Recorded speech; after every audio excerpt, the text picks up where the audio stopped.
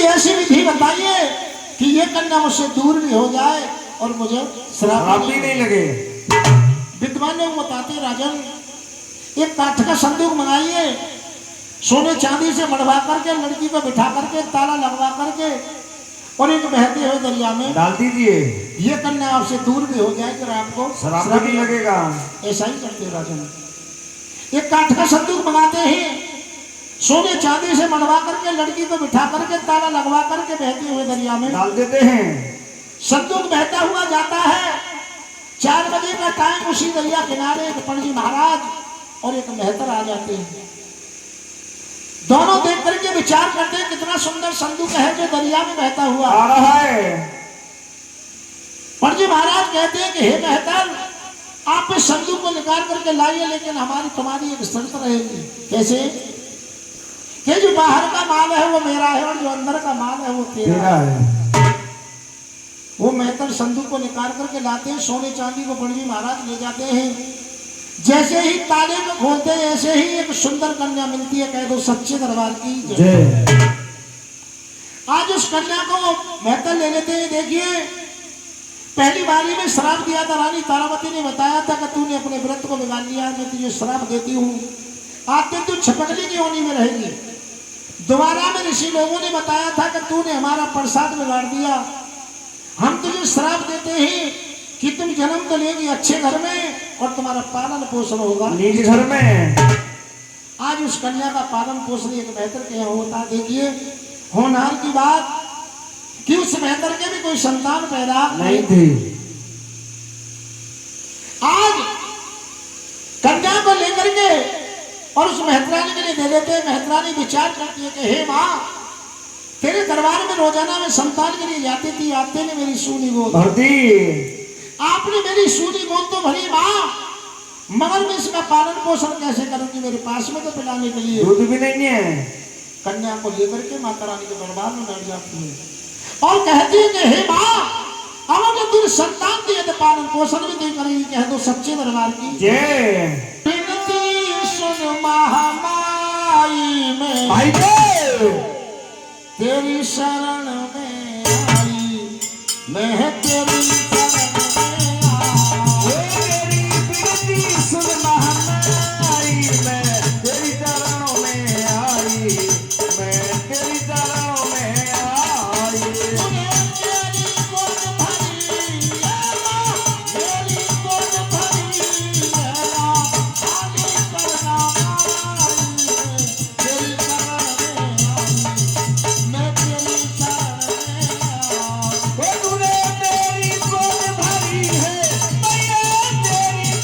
भरी खाली करना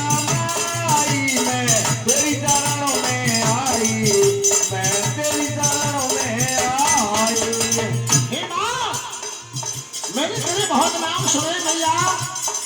तीनों पर माँ कृपा कर दे। अरे तीनों पर कृपा कर दे।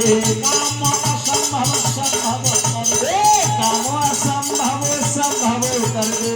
मांगू दूध मुझे बाप, अरे मांगू दूध मुझे बाप, आपको रहूं पिता। तेरी शरण में आई, मैं तेरी शरण में आई। तूने मेरी गोद भरी है, मैया तेरी गोद भरी है ना, खाली करना माई। मैं तेरी चरणों में आई, मैं तेरी चरणों में आई। मेरे प्रिय भक्तों, देखिए भक्त लोग बताते हैं कि भगवान सदा भक्तों के बसे रहते हैं। बिनती सुन खुद हुई महामाया, रे बिनती सुन खुद हुई महामाया। दूध स्तनों में है आया, दूध स्तनों में है आया। भंगन मन मौज मनाया, भंगन मन मौज मनाया। आपको दिया पिवाई में तेरी शरण में आई, मैं तेरी शरण में आई। तूने तेरी गोद भरी है, मैया तेरी गोद भरी है ना, खाली करना माई।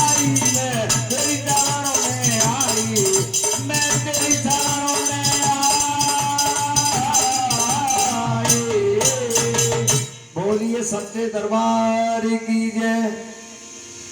आज देखिए मेरे प्रिय भक्तों, रानी मेहतरानी पर माता रानी की कृपा होती है। मेहतरानी के आंचल से दूध निकलना शुरू हो जाता है, कन्या को पिला देती है, कह दो सच्चे दरबार की जय। देखिए पहले जन्म में भी उसका नाम रुक्मिणी था, आज मेहतरानी भी उसका नाम रुक्को रख देती है।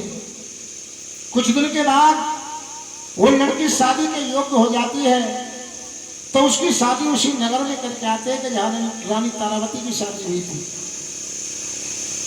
मेरे प्रिय भक्तों, देखिए रानी तारावती के दरबारों को झाड़ने के लिए रोजाना रुक्मिणी जाती है। एक दिन रानी तारावती पहचानती है तो तेरे पहले जन्म की छोटी बहन है। बताती है बहन आप मेरे दरबार में रोजाना आया करिए।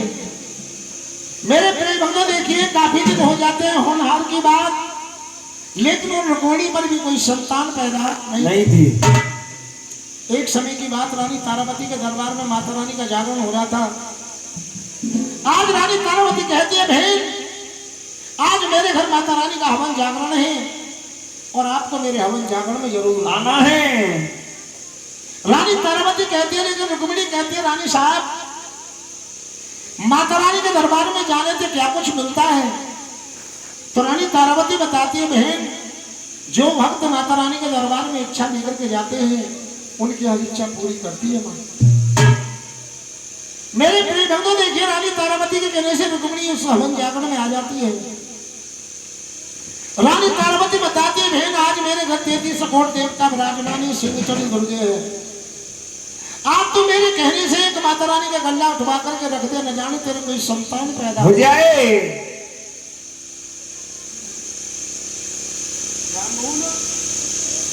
रंबूला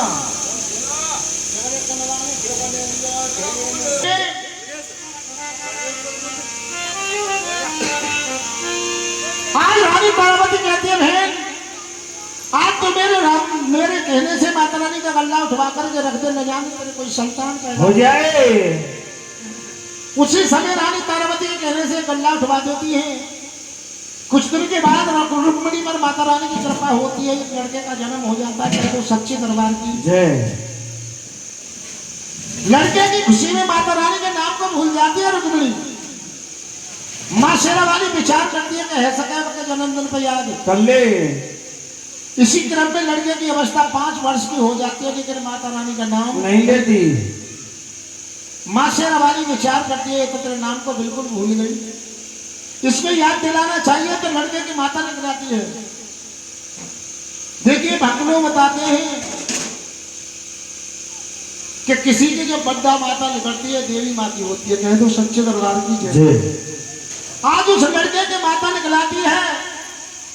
एक दिन दरबार में नहीं जाती, दूसरे दिन जाती है तो रानी तारावती कहती है बहन आप मेरे दरबार में कल तो नहीं आई। तो रुक्मिणी बताती है रानी साहब मेरे बेटे की माता निकल आई इसलिए दरबार में नहीं आई। रानी तारावती बताती है बहन जो आपने बहुत दिन पहले माता रानी का गल्ला उठाया था उस गल्ले का कुछ किया। तो रुक्मिणी बताती है रानी साहब जैसा गल्ला आपने रखवाया था मेरे घर आज भी नहीं मौजूद है। रानी तारावती कहती है बहन मेरे कहने से तू माता रानी का हवन जागरण करा दे, न जाने तेरा बेटा सही हो जाता है, तो सच्चे दरबार की जय।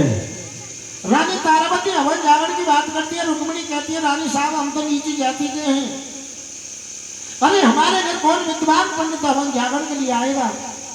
तो रानी तारावती कहती है बहन तू जाकर के देख, न जाने कोई विद्वान पंडित तेरे हवन जागरण के लिए तैयार हो जाए। रानी तारावती के कहने से रुक्मिणी एक पड़गी महाराज के पास में जाने की तैयारी करती है, कह दो सच्चे दरबार की जय। अरे घर के चलते को नारी रे मंदिर में पहुंची, घर से चल गई नारी रे मंदिर में पहुंची जाई। अरे मंदिर में पहुंची जाई, अरे पंडित के रही बतराई, मंदिर में पहुंची जाई रे पंडित के रही बतलाई। अरे कल तेरा शुभ है मंगलवार मेरे घर और जाओ कल शुभ है मंगलवार मेरे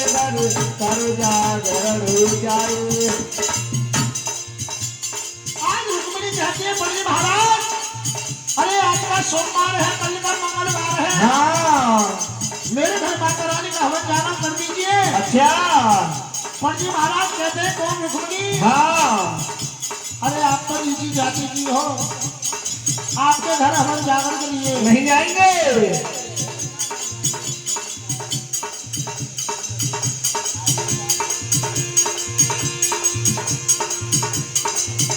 आज रुक्मणी कहती है पंडित महाराज मुझे बात बताइए, मेरे घर चले जाओगे? पंडित महाराज कहते हैं रुक्मणी कैसे? सवा रुपया तेरा तेरा नहीं जागरण होगा। सवा रुपया कर जा, तेरा यही जागरण है जान। अरे तू है अधम जाति की नार, तेरे घर नहीं सकते हो क्या? तू है अधम जाति की नार, तेरे घर नहीं सकते हम हो जाइए। धरके चल को मार रे मंदिर में पहुंची जाए। घर से चल गई रुको नार रे मंदिर में पहुंच जाए। आज बड़ी महाराज कहते हैं सवा रुपया दे जाते हैं, रात का संकल्प मंदिर से बोल देते हैं हम। हाँ लेके तेरे बीच के घर जागरण के लिए नहीं जाएंगे। रुक्मिणी कहती है पंडित महाराज अरे मैंने तो कोई बहुत बड़े विद्वान पंडित जाने थे, कैसे? लेकिन मैं बताती हूँ महाराज कैसे? जो माँ को सती जाने, अरे वो ऊंच नीच नहीं माने। माँ को सच्ची जाने रे, वो ऊंच नीच न माने। बाबू को सती जाने, अरे वो ऊंच नीच नहीं माने। तेरा बाली को सच्ची जाने रे, वो ऊंच नीच न माने। अरे सच्चा अम्बे का दरबार मेरे घर और जागरण जाए। सच्चा अम्बे का दरबार मेरे घर कर जागरण जाइए। धरके चल गई रुको मार रे मंदिर में पहुंची जाए। हाँ बोलिए सच्चे दरबार की जय। आज रुक्मिणी कहती है पंडित महाराज अरे जो माँ को सच्ची जाने को ऊंच नीच न माने। सच्चा अम्बे का दरबार मेरे घर करो जागरण। जय हे पंडित महाराज अरे माता रानी के दरबार में तो सभी भक्त एक समान कह दो सच्चे दरबार की जय। पंडित महाराज बिल्कुल मना कर देते हैं कि जरा नीच के घर जागरण के लिए नहीं आएंगे।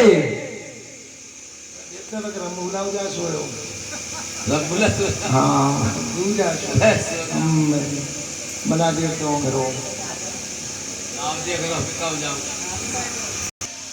आज मेरे प्रिय भक्तों देखिए रानी तारावती के पास में आ जाती है रुक्मिणी को बताती है रानी साहब मेरा डाला किसी ने स्वीकार नहीं किया। रानी तारावती कहती है तेरे डाले को मैं लेती हूँ और मैं भी देखती हूँ तेरे कौन विद्वान पंडित अपन जागरण के लिए नहीं जाता। देखिए भक्त लोग बताते हैं डाला चावल बने जाते थे जिनके यहाँ जागरण होता है और जिन पर जागरण कराते हैं उनके यहाँ जागरण वाले के यहाँ चावल जाते थे। जो कराते हैं और जो करने वाले हैं उनके पास वो जाते थे चावल। इसी चीज को डाला बताते हैं भक्त लोग कहते सच्चे दरबार की जय। अब तो फोन पे ही कहते हैं हाँ संतोष भैया हमारा जागरण लिख जागरण में भला एक तारीख को लिख दीजिए। 3 महीने आए गए जागरण में वो सच्चे दरबार की जय। आज मेरे प्रेम भक्तों देखिए रानी तारावती डाले को ले लेती है और कहती है कि तेरे डाले को मैं लेती हूँ मैं भी देखती हूँ कौन नहीं जाता तेरे जागरण के लिए। मेरे प्रिय भक्तों रानी तारावती जिस विद्वान पंडित से कहती है वही हाँ कर देता है। क्यों? अरे रानी वाली बात थी कौन कामने वाला था। लेकिन पंडित महाराज एक शर्त रखते हैं कहते हैं कि हे रानी तारावती उस मेहतर की यज्ञ में तो हम जाएंगे लेकिन आपको हमारे साथ चलना पड़ेगा। क्यों? रानी तारावती बताती है क्यों जाना पड़ेगा लेकिन पंडित महाराज कहते हैं कि जहाँ राजा जा सकता है वहाँ प्रजा जा सकती है। कहते हो सच्चे दरबार की। पंडित जी महाराज विचार करते हैं कि रानी तारावती नहीं जाएगी तो हम भी नहीं जाएंगे। देखिए आज रानी तारावती के कहने से रुक्मिणी अपने घर माता रानी के हवन जागरण की तैयारी करती है। इधर रानी तारावती अपने दरबार में जाने की तैयारी करती है। रानी तारावती कहती है कि अगर जब रुक्मिणी की यज्ञ में न गई तो पूज्य बार दुनिया में पैदा ना होगा। आज रानी तारावती जैसे ही जाने के लिए तैयार होती है, किसी ने महाराज के लिए बता दिया कि हे राजन, आपकी रानी तारावती एक महतर के यज्ञ में जाएगी, आप बोलने लायक नहीं रहोगे। राजा विचार करते हैं, मैं भी देखता हूं ये कैसी जाती है।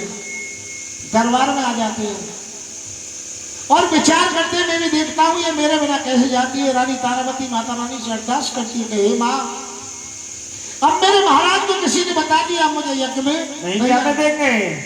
अगर जो तेरी यज्ञ में न गई माँ तो फिर तो पूज्य वाला दुनिया में पैदा ना होगा। मेरी अरदास को सुनना। अरदास करती है माँ श्री कैसे?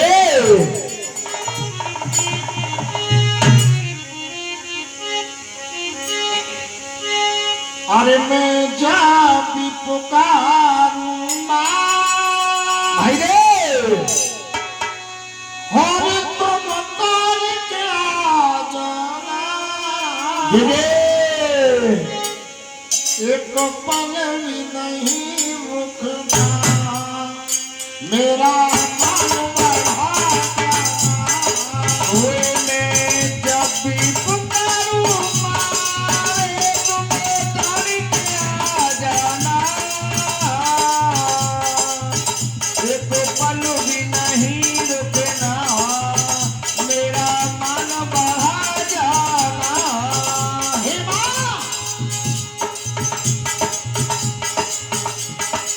अरे सावन के महीने में तेरी झूला करूंगी, अरे सावन के महीने में तेरी झूला करूंगी, अरे जब झूला पड़े मैया तुम पल के महीने में तेरी झूला डालूंगी, जब झूला पड़े मैया तुम झूलन आ जाना। हे माँ, अरे रात में मैया तेरा हम रचाऊंगी, अरे रात में मैया तेरा हम रचाऊंगी, अरे जब हलवा बने मैया तुम भोग लगा जाना, रात में तेरी बारे तेरा भोग लगाऊंगी, जब हलवा बने मेरी माँ तुम भोग लगा जाना। जब भी पुकारूं माया तुम तार के आ जाना, एक पल भी नहीं रुकना, मेरा मन बढ़ाना, जब भी पुकारूं मारे तुम तार के आ जाना, एक पल भी नहीं रुकना, मेरा मन बढ़ा जाना।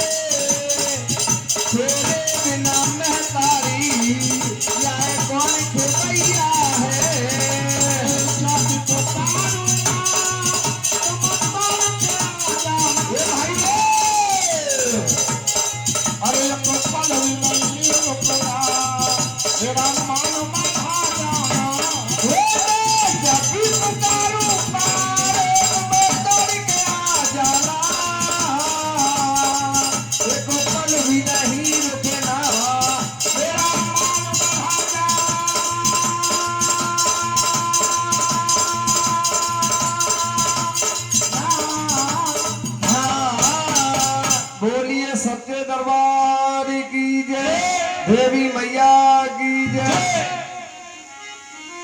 रानी की तेरा भवन में लागी और फिर सोमते माँ दुर्गे जागी। आज रानी की अरदास को मां शेरावाली सुनती है। राजा के नेत्र लग जाते हैं, आधे सोते आधे जगते, कहते कुछ नहीं है। रात के 12 बजे रानी तारावती सोलह श्रृंगार करके रुक्मिणी के हवन जागर में जाने की तैयारी करती है। राजा देखते तो है लेकिन कहते कुछ नहीं है। आगे आगे रानी जाती है, पीछे से राजा जाते हैं। रानी तारावती उस रुक्मिणी के हवन जागर में पहुंच जाती है जहां तेजी से कोट देवता विराजमान थे। सिंह चढ़ी दुर्गे थी, कह दो सच्चे दरबार की जय। रानी तारावती रुक्मिणी के हवन जागर में पहुंच जाती है। हवन जागर के परिक्रमा लगा करके हवन जागर में बैठ जाती है।